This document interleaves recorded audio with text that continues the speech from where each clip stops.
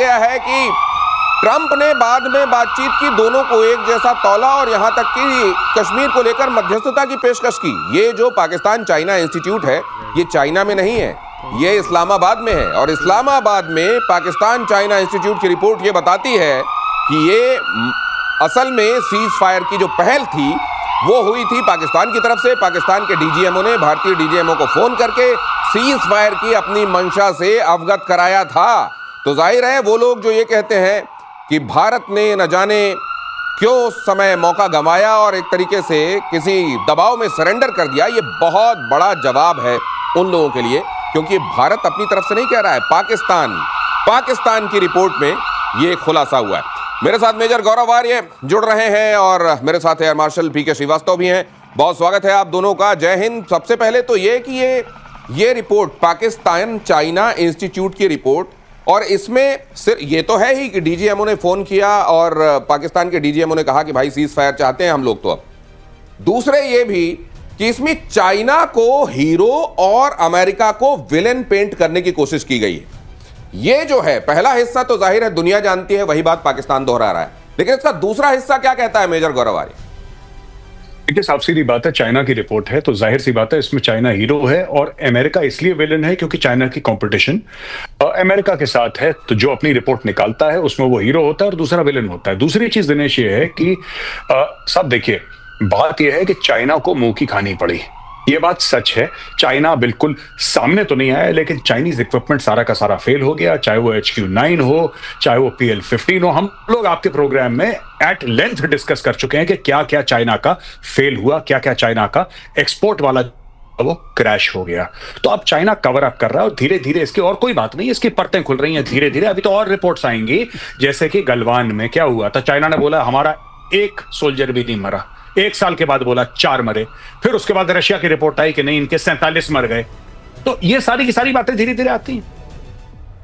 ये सारी बातें धीरे धीरे आएंगी, लेकिन मुझको लगता है कुछ दिनों में एक और रिपोर्ट आएगी पाकिस्तान की तरफ से, और इस बार जो रिपोर्ट आएगी वो पाकिस्तान अमेरिका इंस्टीट्यूट की रिपोर्ट आएगी, और उसमें कहा जाएगा कि देखिए चाइना ने तो हमको एक्सपोर्ट क्वालिटी का घटिया माल दे दिया था, उसकी वजह से हमारी हालत खराब हो गई, और अमेरिका ने वक्त रहते हमको न बचाया होता तो हम टंग गए होते। ये मेरे ख्याल से इसी तरीके से ये बैलेंस करता रहेगा अपने दोनों अब्बुओं के बीच में, जैसा वो अब्बू कहते हैं। बिल्कुल सही गौरव, सही नाम लेते हैं, दोनों ही अब्बू हैं और कभी इसको खुश करता है कभी इसको खुश करता है। अब दोनों के बीच में वो कैसे मैनेज कर रहा है ये हम लोग को सीखना पड़ेगा। लेकिन मुझे ये हैरानी है कि एक सच वो कैसे बोल रहा है इसमें कि हमारे डीजीएमओ ने पहल की थी और कहा था सीज फायर करा। अब यही तो बात है, एक सच तो उसने बोला। मैं इस बात को लेके हैरान भी हूँ, मैंने सोचा गौरव की कोई प्रतिक्रिया आएगी, गौरव ने इस पर नहीं बोला, लेकिन बात यह है कि ये तो बात मान गए कि पाकिस्तान में इतनी पाक तो बाकी है।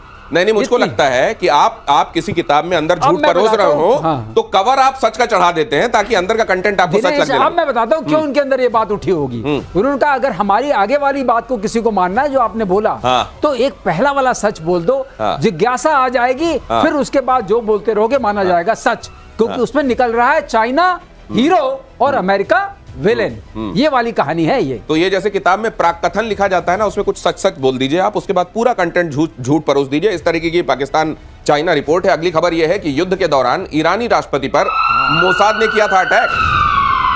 मसूद पेजेश्कियान को मारने पहुंचा था इजराइल का जेट, 6 मिसाइलें मारी और मसूद पेजेश्कियान के पैर में आई चोट। आपातकालीन सुरंग से बाहर निकले सभी लोग, और मसूद पेजेश्कियान बीते दिनों ये भी कह चुके हैं कि असल में खामेनेई नहीं, वो है मुख्य टारगेट। ऐसे में ये सामने आना और इतने दिनों बाद आना, देखिए एक चीज और हो सकती है, पेजेश्कियान वहां पर ये स्थापित करने की कोशिश में भी हो सकते हैं कि असल में बड़ा टारगेट मतलब बड़ा हीरो, बड़ा टारगेट वो है, इसका मतलब अपने कौम के बड़े हीरो भी वो हैं। या फिर यह भी हो सकता है कि वाकई पेजेश्कियान को पहले निशाना बनाना चाहता है इजराइल, और ये बात पेजेश्कियान पढ़ चुके हैं। इसमें सच्चाई क्या है मेजर गौरव आर्य आपको बताएंगे। क्या बात आपने बोली दिनेश भाई, इसमें टोटल स्टोरी ये है कि जैसे हिजबुल्लाह के लीडर नसरल्लाह को मारा था, बिल्कुल नसरल्लाह टाइप का अटैक था। नसरल्लाह को कैसे मारा, वो बिल्डिंग के नीचे कहीं सुरंग में बैठा था, ऊपर बिल्डिंग मारी, पूरी बिल्डिंग धस गई नसरल्लाह के ऊपर, इससे उसका गुड नाइट हो गया और थैंक यू हो गया। इसी तरीके से पेजेश्कियान को मारने की कोशिश करी थी, लेकिन एंड टाइम पे वो बच निकला। जहां तक वो बात है कि साहब मैं असली लीडर हूं और मुझे लगता है कि सबको, देखिए ट्रंप ने भी बताया था कि खमेनी कहां छुपा है हमें पता है, यही बात इजरायलियों ने भी बोली थी। तो मुझे ऐसा लगता है कि ऐसा नहीं कि इफ इसको मारेंगे या इसको नहीं मारेंगे, मुझे लगता है कि पूरी ईरान की लीडरशिप इजराइल के रडार में है, जहां मौका मिल जाए वहां ठोक देंगे। मुझे ऐसा लगता है कि पेजेश्कियान भी टारगेट पे है, खमेनी भी टारगेट पे है, जितने लोग हैं सबके सब। आप देखिए कितनी बड़ी बात है ये दिनेश, कितनी बड़ी बात है। After all Pezeshkian is head of state, एक देश का, एक सॉवरेन इंडिपेंडेंट देश का हेड ऑफ स्टेट है। उस हेड ऑफ स्टेट को टेक आउट करना चाहता है इजराइल, और यहां पे इन्होंने अपने मौलवियों के थ्रू ईरान में बोला है कि ट्रंप और नेतन्याहू दोनों की सुपारी दे रखी है। तो ये कितना सीरियस मामला है, जहां पे सिर्फ दो देश आपस में नहीं लड़ रहे, you are actually physically trying to eliminate, आप खत्म करना चाहते हैं दूसरे देश के हेड को, दूसरे देश के हेड को खत्म करना चाहते हैं। और ये उस तरीके की भविष्यवाणी है जैसे गर्मी समाप्त होने लगे तो आप कहें अब बारिश आने वाली है। अरे वो तो आने वाली है ही। वहां का हर एक महत्वपूर्ण व्यक्ति इजराइल के निशाने पर है, वो जो इस समय के डिस्पेंसेशन को चला रहा है। अगली खबर यह कि ईरानी राष्ट्रपति पेजेश्कियान के लिए मोसाद ने बनाया था नसरल्ला प्लान, ये जिसकी चर्चा अभी मेजर गौरव वारी कर रहे थे। हसन नसरल्ला की तरह निशाना बनाने की तैयारी थी, मीटिंग हॉल को ब्लॉक करने की प्लानिंग थी। आखिरी वक्त में मोसाद का प्लान फेल हुआ। वैसे मार्शल श्रीवास्तव, ऐसा बड़ा कम होता है कि मोसाद का प्लान फेल हो। यहां इनकी तकदीर थोड़ी काम कर गई दिनेश। हुआ ये कि जिस F-15 से इन्होंने 6 मिसाइल मारी, उस F-15 में फ्यूल का संकट आ गया, तेल का संकट आ गया, उसमें कोई प्रॉब्लम हो गई और उसको निकालना पड़ा वो रिफ्यूलिंग कराने के लिए। F-15 के मार्केट के लिए एक और बुरी खबर है ये बहुत बुरी खबर है। उसके बाद क्या हुआ, जो इनको ऐसी लगी, अदरवाइज इन्होंने ऑलमोस्ट अचीव कर लिया था। ये क्या टारगेट कर रहे थे, सारे एग्जिट्स, सारे एंट्रेंसेस, इनका वेंटिलेशन सिस्टम, इनका पावर सिस्टम, सब टारगेट पे था और पूरा टारगेट हो चुका था। लेकिन वो लास्ट मिनट जिसे कहते हैं ना, वो चूक सी हो गई और इस चूक की वजह से अब खंडहर गिरे और हर चीज को सुप्रीम लगाते हैं। ये मीटिंग कौन सी थी, नेशनल सिक्योरिटी काउंसिल की, उसके आगे सुप्रीम लगा दीजिए, supreme national security council. Leader है तो उसके आगे सुप्रीम लगा दीजिए, सुप्रीम लीडर। तो हर चीज सुप्रीम हो जाती है, लेकिन पिटती बहुत ज्यादा है। ये सुप्रीम जो पिटता है, इसमें कहीं विटकॉफ अगली बार कतर में जब मिलेंगे तो ये मैसेज लेकर तो नहीं जाएंगे कि बाकी सब कहो, लेकिन यार F-35 को बीच में मत लाओ please. Major Gaurav Arya. F-15 नहीं, बिल्कुल देखिए, जो F-15 का ये है कि ये एक एयरक्राफ्ट है जो पहले अमेरिका ने कोशिश करी थी भारत को बेचने की। F-15 ईगल, जो EX इसका ईगल वेरिएंट है, ये बेचने की कोशिश करी। F-21 सुनने में आया है कि मदर कंपनी ने अपने वहां से हटा दिया इसको सामने से। अब वो जो वेबसाइट पे था उसका नाम रिमूव कर दिया है, देव रिमूव्ड F-21। सो जहां के F-15 की बात है, yes this are bad for the, this is bad for the image. But मैं आपको बात बताऊं, लार्जली मुझे ऐसा लगता है दिनेश कि it was a grand success. इनका मिशन जो चाह रहे थे वो ट्रंप अगर इनका सीजफायर ना करवाता, अभी तक ये सबको निपटा चुके होते। जहां तक मुझे ऐसा लगता है कि वेपन सिस्टम्स बहुत ज्यादा हार्शली जज भी होते हैं, क्योंकि वो उनको तब काम करना होता है जब जिंदगी और मौत का सवाल है। तो अगर वॉशिंग मशीन है और वॉशिंग मशीन फेल हो जाती है या माइक्रोवेव फेल हो जाता है, आप कहते हैं कोई बात नहीं यार, रिपेयर हो जाएगी। लेकिन वॉर की मशीन्स के साथ ऐसा नहीं होता कि फेल हो जाएगी, क्योंकि जब उसको चूकना नहीं चाहिए था तब वो चूकी। इसमें बेहतर बता पाएंगे हमारे जो सीनियर यहाँ पे हैं, एयर मार्शल श्रीवास्तव सर बता पाएंगे आपको बेहतर। लेकिन जहां तक मेरा मानना है कि yes, it is definitely bad publicity for the F-15, इसमें कोई डाउट नहीं है। F-15 के लिए ये बुरी खबर है। और यहां मेरे साथ अब कर्नल शैलेंद्र भी जुड़ रहे हैं, और ये बता दूं आपको कि भारी बारिश में से वो स्टूडियो तक पहुंचे हैं, अभी भी भीगे हुए हैं, लेकिन आप तक पहुंचना था उनको। शो मस्ट गो ऑन की तर्ज पर वो यहां मौजूद हैं। और चीन और ताइवान के बीच भड़क सकता है युद्ध। ताइवान के बेहद करीब चीन का सैन्य अभ्यास। ताइवान ने चीन की भड़काऊ कार्रवाई इसे बताया फुजियान प्रांत में चीनी सेना का अभ्यास। इधर देखिए, ये तस्वीरें उसकी हैं। मतलब ये अब घुड़काने से एक कदम और आगे, ड्रिल एकदम गर्दन के पास जाकर वॉर ड्रिल करना और धमकाना, यहां तक बात पहुंच गई है सर। देखिए, ये आप देख रहे हैं ना, ये वाटर टैंक्स हैं, ये टैंक्स हैं जो बोट टाइप हैं, और ऊपर से इन्होंने इसमें एक ऐसे एयरक्राफ्ट का इस्तेमाल किया जिसका जिक्र मुझे जरूर करना चाहिए। वो विग एयरक्राफ्ट है।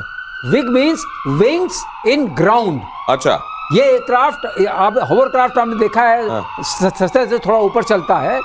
ये थोड़ा ज्यादा ऊपर चलता है और आईकॉव ने इसको जहाज का नाम दिया है क्योंकि ये एरोडायनामिक सर्फेसेस का इस्तेमाल करके चलता है। तो ये क्या है सर, मंडराता रहता है ऊपर? ये मंडराता नहीं है, अगर प्लेन सरफेस हो तो इसकी जो एरोडायनामिक्स होती है कुशन बन जाता है और फिर बहुत तेजी से जा सकता है और ये बहुत साजो सामान ले आ सकता है। अच्छा। मतलब इसकी जो कैरिंग कैपेसिटी है बहुत ज्यादा है, तो लॉजिस्टिक्स के लिए अक्सर उपयोग में आता है, वो भी इन्होंने यहाँ दिखाया। और विग एयरक्राफ्ट सबसे पहले रशियंस के पास था, तो उसके बाद इन्होंने उन्हीं वहीं से टेक्नोलॉजी ली है सारी और अपना डेवलप किया है।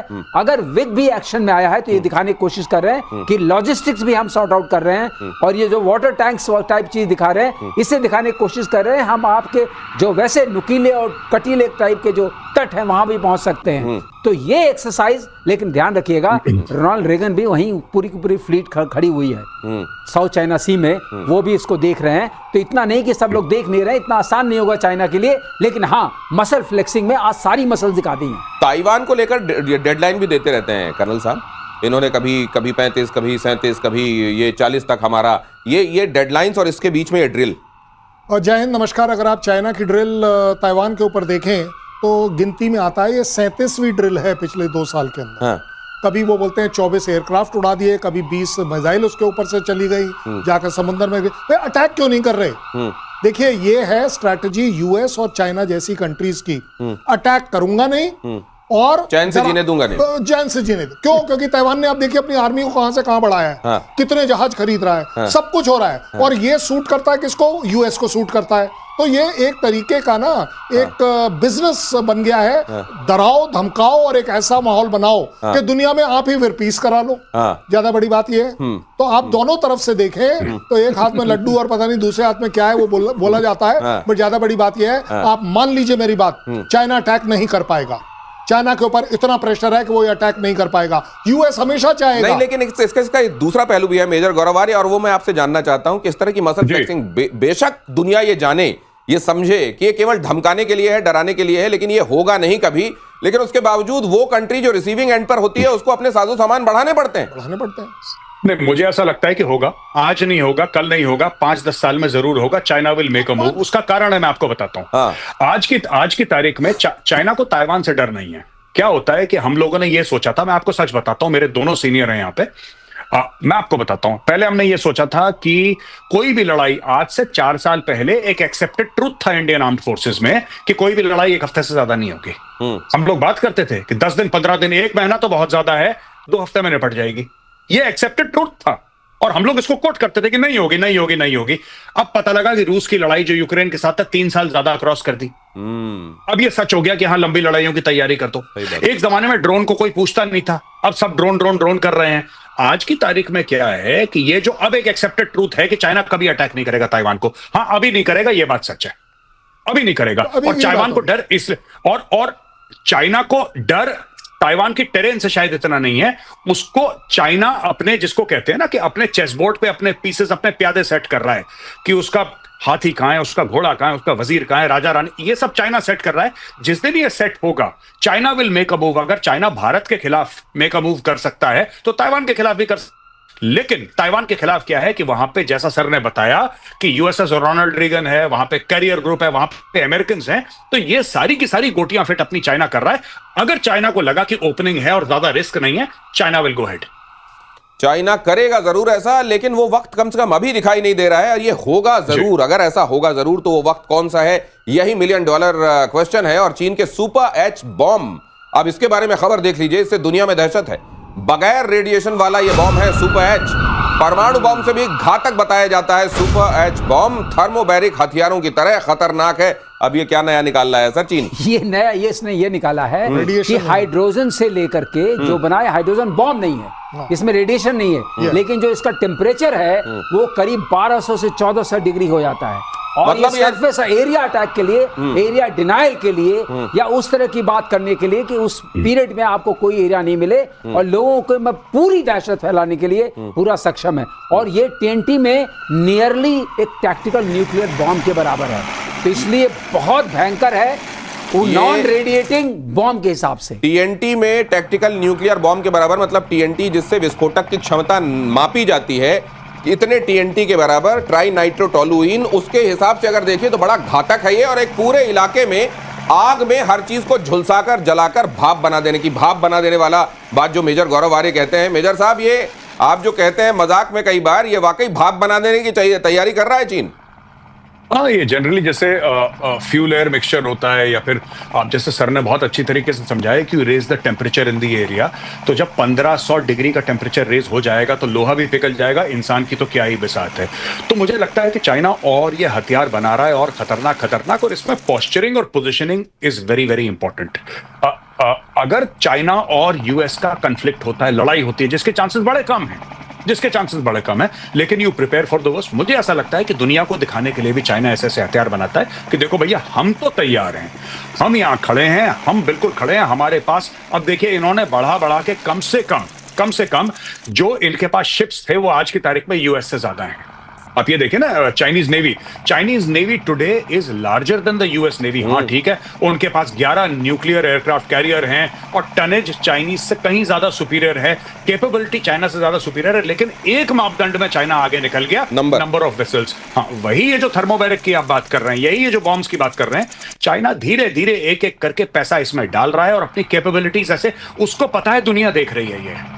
ये अमेरिका के लिए तो है, लेकिन ये उन कंट्रीज की तरफ के भी दर्शाता है। चाइना फोकस कर रहा है उन देशों की ओर, दिनेश भाई, जो देश अनडिसाइडेड हैं। हम चीन के साथ हैं, अमेरिका के साथ हैं, अनडिसाइडेड हैं, कि we are the next super power, और हम अमेरिका को गिरा देंगे उसकी पोजीशन से। मुझे लगता है ऑप्टिक्स भी इसमें बहुत बड़ा काम। दिनेश, एक बात ऐड कर दूं, गौरव ने बहुत अच्छी बात की, और उससे मुझे याद आया, चाइना जब इकोनॉमिकली बहुत आगे था पुराने जमाने में, उसने चाइनीज वॉल बनाई, एक प्रोटेक्शन का घेरा बनाया कि हमारे ऊपर कोई आ न सके। चीन की दीवार, ये सीधी बात है। इस जमाने में वो तो चलेगा नहीं, अब वो ऐसे घेरा बना रहा है कि आप उसके ऊपर अटैक करने से पहले 10 बार सोचें। इसमें एक बहुत बड़ी बात ये भी आ जाती है कि न्यूक्लियर के ऊपर सारे कंसंट्रेट करके बैठे हैं। सही बात। इसने न्यूक्लियर का ऑल्टरनेट निकाल दिया, और वो उससे ज्यादा घातक होगा, उससे घातक। और न्यूक्लियर जब आप इस्तेमाल करते हैं तो पूरी दुनिया में एक अलग तरह के विलेन आप पेंट किए जाते हैं। तो आप उतना ही खतरनाक काम कीजिए, उतना ही बड़े विलेन जैसा आप काम कीजिए, लेकिन आपको उतना बड़ा विलेन दिखाया भी ना जा सके, क्योंकि आप नॉन न्यूक्लियर इस्तेमाल कर रहे हैं।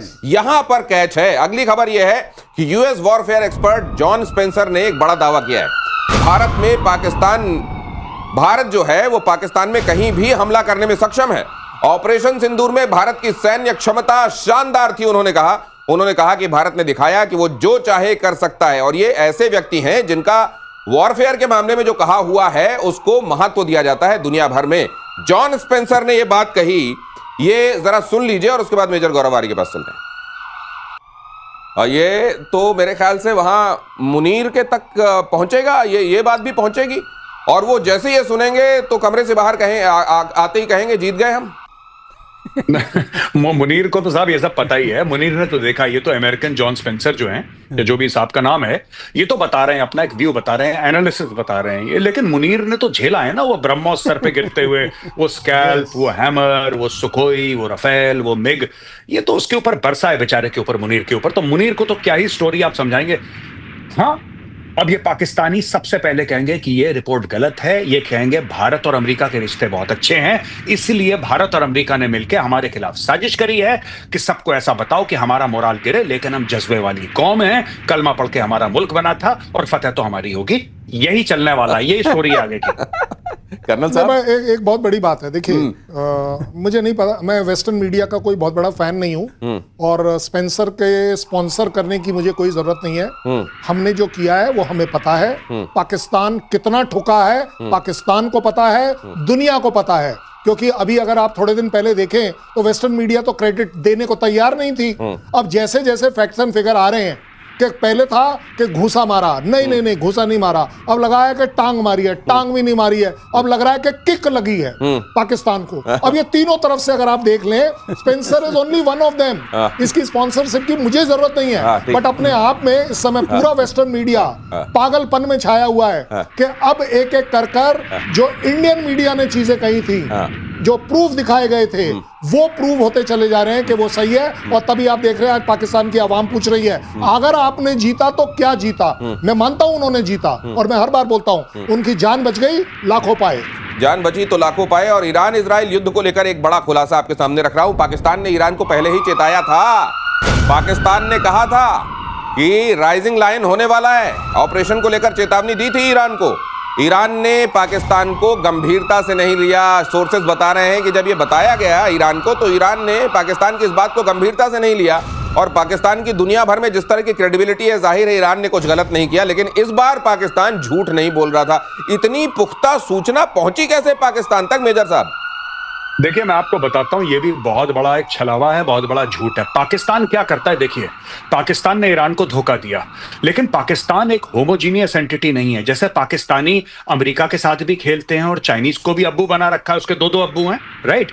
उसी प्रकार से पाकिस्तान के अंदर ऐसे लोग हैं, कुछ कह रहे हैं ईरान के साथ चलना चाहिए। फौज के अंदर there is a division within the Pakistani army. कुछ कहते हैं क्योंकि हम मुसलमान देश हैं, हमें ईरान के साथ चलना चाहिए। कोई कहते हैं कि यार मजहब बात की बात है, पहले डॉलर गिन लो। ये भी है। तो क्या किसी पाकिस्तानी ने वार्न करा होगा ईरान को? मुझे ऐसा लगता है कि जरूर करा होगा, लेकिन एज अ स्टेट, अगर मैं कह दूं कि आसिम मुनीर ने फोन उठा के पेज़ेश्कियां को बोला या फिर खमेनेई को बोला कि साहब आपके ऊपर अटैक है, ये लोग कभी नहीं करेंगे। ये लोग कभी नहीं करेंगे। इनको पता है अमेरिका इतना मारेगा, सारे फंड्स इनके बंद कर देगा। हाँ, किसी पाकिस्तानी ने करा होगा, but from a state level, as a national policy, no way. मैं मानने को तैयार नहीं हूं कि पाकिस्तान अमेरिका के खिलाफ जाके ईरान को, वो ईरान को बेच देंगे साहब। उनको अच्छा, लेकिन सर अब तो सवाल यह है कि मान लीजिए एक बार फिर से क्रेडिबल इनपुट उन तक पहुंचता है, और जिस तरह अपने एयर स्पेस का इस्तेमाल उन्होंने करने दिया है ईरान के खिलाफ, अब की बार अगर वो कोई सूचना देंगे तो फिर ईरान नहीं मानेगा। अगली खबर देखिए, इजराइल से जंग की नेक्स्ट राउंड की तैयारी में ईरान। चीन के साथ मिलकर इजराइल से टकराने की तैयारी। ईरान ने भी चीनी मदद से मिसाइल ठिकानों को मजबूत किया।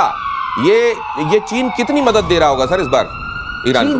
चीन भरपूर मदद करता है, भरपूर मदद कर रहा है। चीन का क्या है? हाँ। चीन को अपने सामान बेचने हैं, उसके बाद उसको क्या करना है उससे मतलब नहीं है। मदद थोड़ी ना, उससे मतलब नहीं है। तो अब तो मदद वो कर रहा है, खुल के मदद कर रहा है कि भाई खरीदो।